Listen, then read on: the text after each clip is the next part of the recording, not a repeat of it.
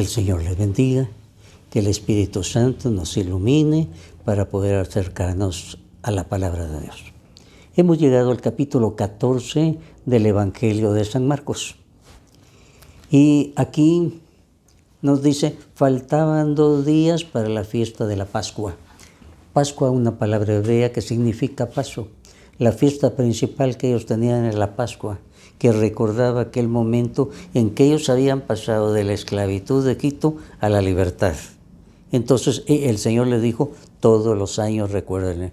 Y ellos desde aquel tiempo, como hace unos 3.500 años o más, siguen celebrando todos los años la fiesta de Pascua. Entonces aquí se encuentran en eso. Ya viene la Pascua. Y los jefes religiosos andan buscando cómo apresar a Jesús para matarlo. Y aquí cuenta que había ido a Betania a casa de Simón, al que llamaban el leproso. Y ahí estaba el Señor cuando entra una mujer de mala vida y se va a los pies de Jesús y rompe un vaso de alabastro, un vaso chiquito y de perfume precioso y muy caro. Y entonces se expande y ella unge con sus lágrimas los pies de Jesús, su cabeza con perfume, y tanto los apóstoles como otros dicen, ¿por qué están desperdiciando esto? Se hubiera podido emplear para los pobres. El Señor dijo, déjenla porque la molestan. Eso que me ha hecho es bueno, pues a los pobres siempre los tienen con ustedes y pueden hacer bien como quieran, pero a mí no siempre me van a tener. Esta mujer ha hecho lo que ha podido. Ha perfumado mi cuerpo de antemano para mi entierro. Les aseguro que en cualquier lugar del mundo donde se predique el mensaje de salvación, se hablará también de lo que hizo esta mujer. O sea que la mujer fue a derramar su vasito de alabastro, un perfume carísimo y extraordinario, y dice, miren, dejen de estar diciendo a los pobres los tienen siempre, a mí no. Ella me está ungiendo anticipadamente para mi muerte. El Señor sabía que le faltaba ya poquito para morir. Y ellos hablando de otras cosas. Ahora, en el versículo 10 se dice, Judas Iscariote, uno de los 12 discípulos, fue a ver a los jefes de los sacerdotes para entregarles a Jesús. Al oírlo se alegraron y prometieron darle dinero. Judas comenzó a buscar el momento más oportuno para entregar a Jesús. Y es así como llegan a la última cena. Según vemos en otros pasajes de otros evangelios, un amigo importante le prestó a Jesús una casa muy bonita. Y aquí dice, Jesús les dijo, cuando ellos le preguntaron, ¿dónde vamos a celebrar la Pascua? Él les dijo, vayan a la ciudad, ahí encontrarán a un hombre que lleva un cántaro de agua, síganlo. Y donde entre, digan al dueño de la casa, el maestro pregunta cuál es el cuarto donde voy a celebrar la cena de la Pascua. Lo del cántaro es muy importante.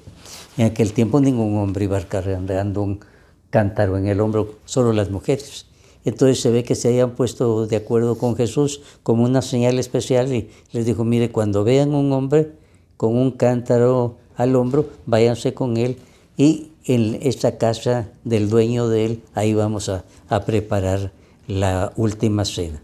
Entonces ese señor rico le prestó su casa, que según dice el Evangelio, era de un doble nivel, en el segundo piso, ahí estaba. Y aquí dice, mientras estaban a la mesa comiendo, Jesús les dijo, les aseguro que uno de ustedes que está comiendo conmigo me va a traicionar. Ellos se pusieron tristes y comenzaron a preguntarle uno por uno, ¿seré yo? Es uno de los 12 que está mojando el pan en el mismo plato mío, le dijo Jesús a San Juan, porque San Juan, según se cree, estaba a la derecha de Jesús y Judas a la izquierda. La izquierda, el puesto más importante en una cena. Y entonces Juan pregunta y le dice, ¿a quién le voy a dar el pan mojado en la salsa? Se lo da a Judas. Juan se da cuenta, pero no saben qué quiere decir entregar, no saben todo, están desconcertados. Ahora el Señor dice, ay de aquel que le traiciona, hubiera sido mejor para él no haber nacido. Mientras comían, Jesús tomó en sus manos el pan y habiendo dado gracias a Dios, lo partió y se lo dio a ellos diciendo, tomen, esto es mi cuerpo. Luego tomó en sus manos una copa y habiendo dado gracias a Dios, se la pasó a ellos y todos bebieron y les dijo, esta es mi sangre, con la que se confirma el pacto, la cual es derramada en favor de muchos. Les aseguro que no volveré a beber del producto de la vid hasta el día en que beba el vino nuevo en el reino de Dios. Después de cantar los salmos, se fueron al monte de los olivos. Jesús les dijo, todos ustedes van a perder su confianza en mí. Así lo dicen las Escrituras, mataré al pastor y las ovejas se dispersarán. Pero cuando yo resucite, iré a Galilea antes que ustedes. Pedro le dijo, aunque todos pierdan su confianza, yo no. Jesús le contestó, te aseguro que esta misma noche, antes que cante el gallo por segunda vez, me negarás 3 veces. Pedro insistía, aunque tenga que morir contigo, no te negaré. Y todos decían lo mismo. Bueno, aquí San Marcos muy rápidamente nos presenta la última cena. Ya están en una casa de un segundo piso. Posiblemente la casa era del autor de este evangelio, Marcos. La mamá de él tenía una casa muy grande y posiblemente era la casa de este escritor San Marcos y ahí se llevó a cabo la última cena.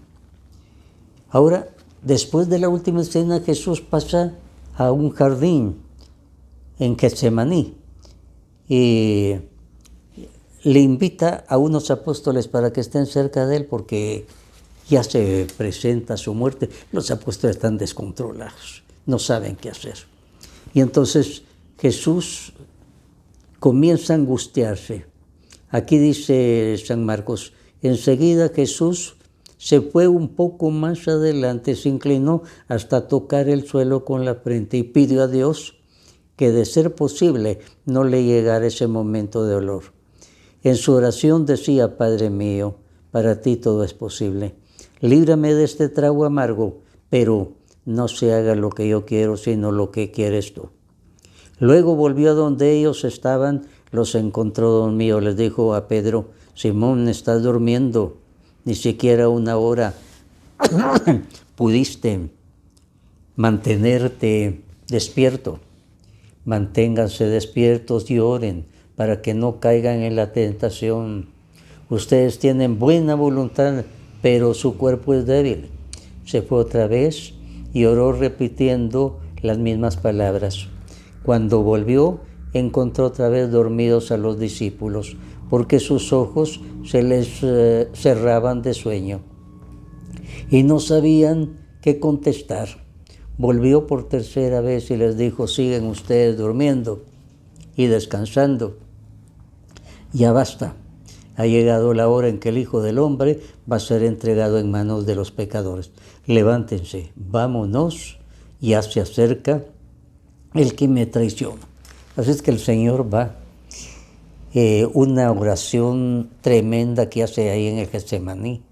En otro texto dice que le cayeron gotas de sangre, que eran como sudor. O sea, el Señor, como hombre, tuvo pavor en ese momento.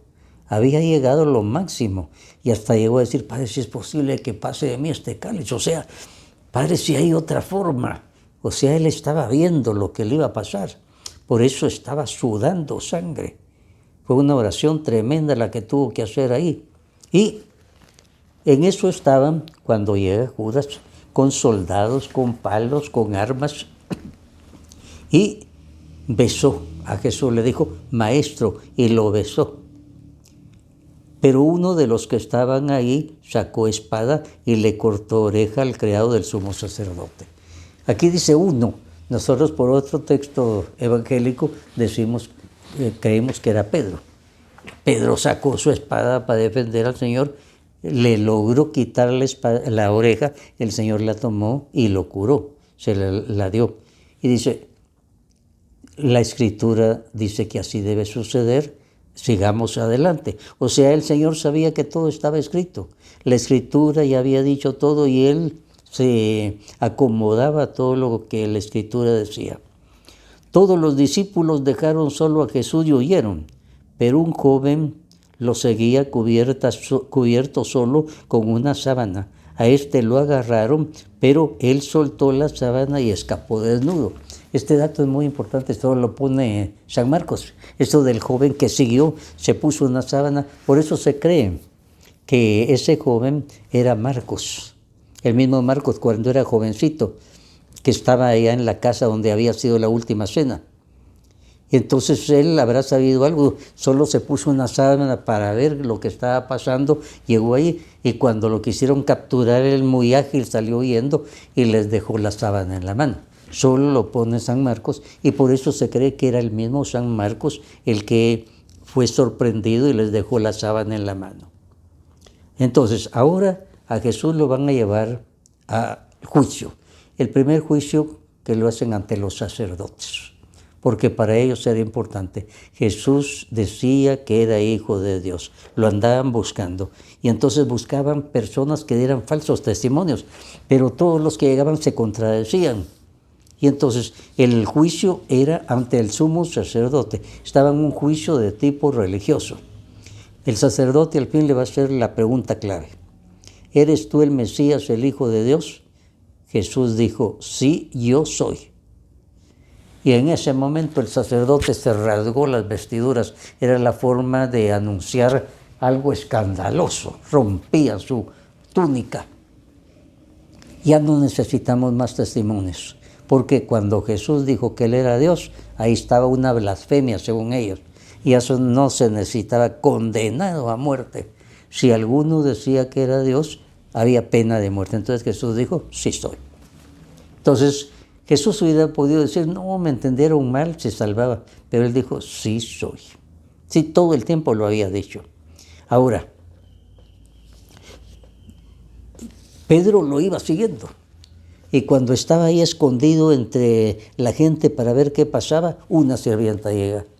Tú estabas con él. No, yo no estaba. Y comienza Pedro a negar y a blasfemar, poniendo a Dios como testigo. A ese hombre no lo conozco. Y cantó el gallo. Entonces Pedro se acordó, Jesús ya lo había dicho, y comenzó a llorar amargamente. Ahí comienza la conversión de Pedro. Se acordó que Jesús ya se lo había dicho. Antes de cante el gallo ya me habrás negado 3 veces. Y en otro pasaje, a Jesús cuando lo llevan de un tribunal a otro, alarga el cuello y ve a Pedro. Y lo vio con una mirada de compasión. Pedro comenzó a llorar amargamente, dice. O sea, Pedro no vio rechazo, sino vio misericordia. Ahora, ya había sido condenado en el juicio religioso, pero como los judíos estaban bajo el dominio de los romanos, ellos no podían condenar a muerte. Entonces tuvieron que llevarlo a un juicio político a Pilato. Se lo llevan a Pilato y Pilato comienza a hacerle preguntas y se da cuenta que ese no tiene nada. Y les dice, yo no encuentro ninguna culpa en él. ¿Cómo que no?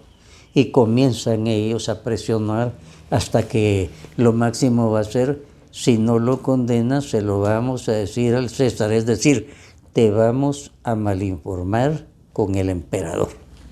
Ahí se vino abajo Pilato. ¿Por qué? Lo iban a malinformar y tuvo miedo y entonces dijo, ahí se los entrego. Antes había propuesto algo.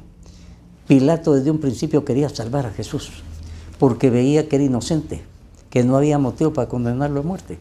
Y entonces dijo, mire, se acostumbra liberar a un criminal para la Pascua. ¿Quieren que libere a Jesús o a Barrabás? A Barrabás le tenían miedo todos, porque era un gran criminal. Pilato estaba seguro que iban a decir, a Barrabás, condénalo. Y no, todos dijeron, condene a Jesús, y no a Barrabás. Lo arrinconaron hasta que todos comenzaron a decir, crucifícalo. Se asustó Pilato y dijo, yo ahí se los entrego. Entonces ellos de una vez se lo llevaron y comenzaron a golpearlo, a ponerle la corona de espinas, a burlarse de él. Y todo esto lo dice muy rápidamente el Evangelio de San Lucas. Más largo está en el Evangelio de San Mateo y de San Lucas. Marcos muy rápidamente. Aquí en el versículo 21, siempre del capítulo 15, dice: un hombre de Cirene llamado Simón, padre de Alejandro y de Rufo, llegaba entonces del campo. Al pasar por ahí, le obligaron a cargar con la cruz de Jesús. Jesús ya estaba muy cansado, ya no lograba, así iba cayendo. Y la finalidad de esto era que todos los criminales vieran eso para que les sirviera de escarmiento. Entonces, obligan a Simón de Cirene. Y aquí están los nombres es el único evangelio que pone los nombres de los hijos de Simón de Cirene, Alejandro y Rufo. Se ve que llegaron a ser una familia muy conocida en la cristiandad. Se ve que Simón de Cirene al principio de mala gana comenzó a ayudar a ese que creía él criminal. Después se dio cuenta seguramente al estar junto a Jesús y ha de haber sido un cristiano muy conocido porque lo recuerdan con cariño y recuerdan los nombres de sus hijos. Ahora, le quitaron la ropa a Jesús. Eran las 9 de la mañana, dice aquí San Marcos. Él es el único que da este dato de las 9 de la mañana.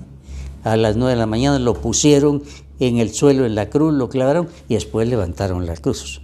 Entonces, según esto, Jesús va a estar 6 horas en la cruz, de las 9 de la mañana a las 3 de la tarde. Entonces, hubo mucho tiempo en que estuvo ahí, y por eso había 2 criminales a la par de Jesús. Y lo estaban insultando, se estaban desquitando todo el odio que tenían contra Jesús, porque él no les podía hacer nada, los soldados sí. Pero en tanto tiempo, la palabra del Señor caló en el corazón del que estaba a la derecha, que según la tradición se llamaba Dimas. Aquí en la Biblia no lo dice, la tradición sí lo dice. Y aquel comenzó a regañar al otro ladrón y le dice: no insultes, ese que está ahí es justo, es santo. Nosotros somos criminales, por eso estamos pagando nuestra culpa. O sea, se estaba confesando. A Jesús lo estaba llamando justo, santo. Y después en el Evangelio de San Lucas dice, se dirigió a Jesús con su propio nombre.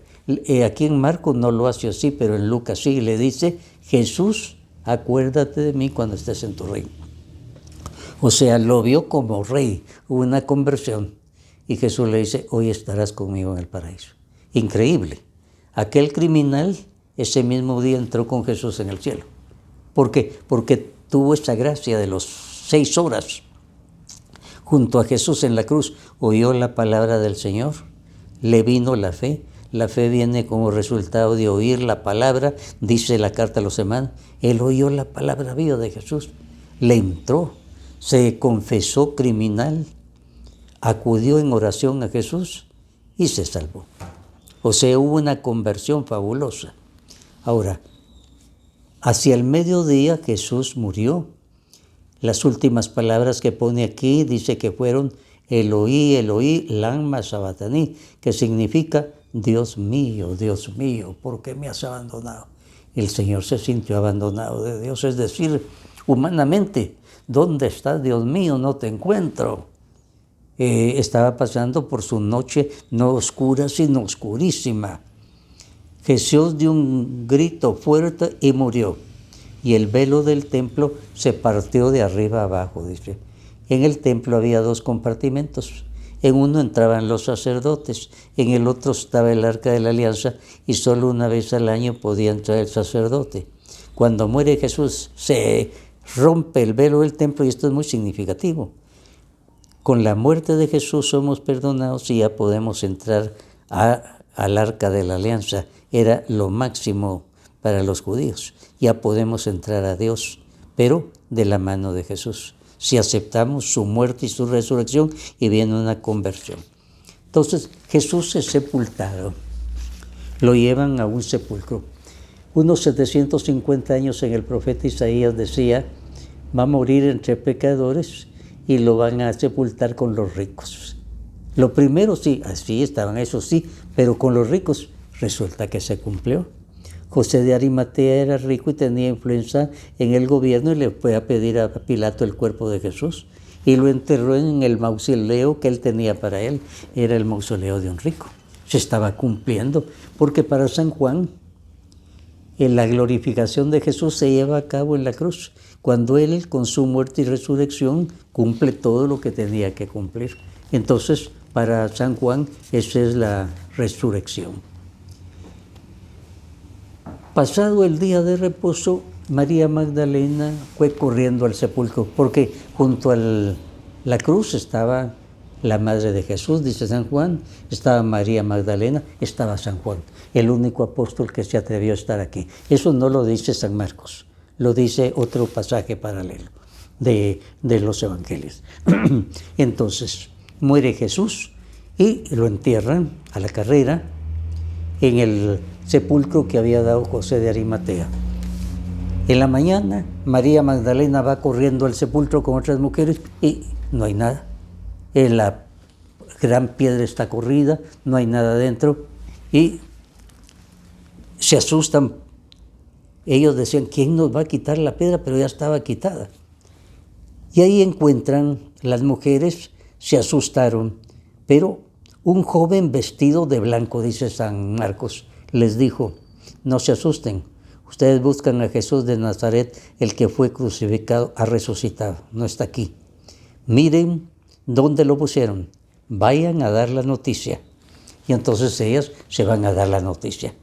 Y van donde estaba Pedro, Juan y todos los demás, y dice, contaron que no había nada, que seguramente había resucitado, que María Magdalena les dice que lo había visto y le había hablado, y dice, no les creyeron.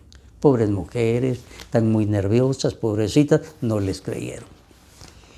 María Magdalena, entonces es la que va a dar la noticia. A ella se le aparece en primer lugar Jesús y le dice, vete a dar la noticia a Pedro, a Juan, a la jerarquía. Ella, la mujer pecadora en otro tiempo, era una santa. El Señor ya la había perdonado y tenía más fe que los apóstoles en ese momento. Los apóstoles estaban huyendo. Y entonces María Magdalena va y no le creyeron. Era tan difícil creer eso, la resurrección. Y el Señor siempre que les hablaba decía, me van a matar, pero a los 3 días voy a resucitar. Eso está claro. Y a todos se los olvidó, todos habían oído eso. Pedro, Juan, todos habían oído eso. El primero que creyó fue San Juan, eso lo dice el mismo San Juan. Él dice que cuando vio el sepulcro vacío, se le vino a la mente todo lo que decía la Escritura, de que el Mesías tenía que morir y resucitar, y él creyó. Solo con ver el sepulcro vacío, Juan creyó. Fue el primero que creyó. Ahora, la primera que fue a dar la noticia y a la primera que se apareció Jesús, María Magdalena. Increíble porque según los padres de la iglesia, esto no está en la Biblia, los padres de la iglesia que estaban más cerca de los apóstoles, dijeron que había llevado una vida muy disipada, pero había tenido una gran conversión. Y en ese momento parecía que era la que tenía más fe en Jesús. El Señor se le apareció y a ella la mandó a dar la noticia a la jerarquía de la iglesia. Cosa importantísima. María Magdalena va a dar entonces la noticia. Los discípulos no creen, pero después Jesús se les va a aparecer. De esto habla el capítulo 16 de San Marcos, del versículo 12 en adelante. Después de esto Jesús se apareció en otra forma a 2 de ellos que iban camino hacia el campo. Son los discípulos de Emaús. Se les aparece como un viajero anónimo y comienza a hablarles de Moisés y los profetas. En la Biblia, Moisés y los profetas quiere decir la Biblia. Les comienza a citar todos los pasajes que hablaban de que Jesús tenía que morir y resucitar. Y entonces aquellos se dan cuenta y Jesús se les manifiesta cuando está partiendo el pan en la mesa. Ahora, el Evangelio de San Marcos nos habla expresamente de una aparición que Jesús tiene con los apóstoles. En el versículo 14 del capítulo 16 dice, los reprendió por su falta de fe y su terquedad ya que no creyeron a los que lo habían visto resucitado. El Señor los va a regañar, ¿cómo no van a creer? Ahora después los va a mandar. Vayan a llevar este mensaje de salvación. El que crea, sea bautizado y será salvo. Pero el que no crea, será condenado. Y estas señales van a acompañar a los que crean. En mi nombre van a expulsar espíritus malos. En mi nombre van a hablar en nuevas lenguas y tomarán en las manos serpientes. Si beben algo venenoso no les hará daño. Además, pondrán las manos sobre los enfermos y van a quedar sanados. O sea, lo que el Señor les da a ellos. Ahora, el Evangelio de Marcos termina muy rápidamente. De un solo va a hablar de la resurrección. Después de el versículo que acabamos de leer, inmediatamente iba a hablar de la resurrección. Miren cómo termina el Evangelio de San Marcos. Dice así: después de hablarles, el Señor Jesús fue levantado al cielo, se sentó a la derecha de Dios. Ellos salieron a anunciar el mensaje por todas partes y el Señor los ayudaba y confirmaba el mensaje acompañándolo con señales milagrosas. Punto. Ahí termina. Pero aquí San Marcos une mucho la ascensión con la resurrección, como que hubieran sido una detrás de otra inmediatamente, y no fue así.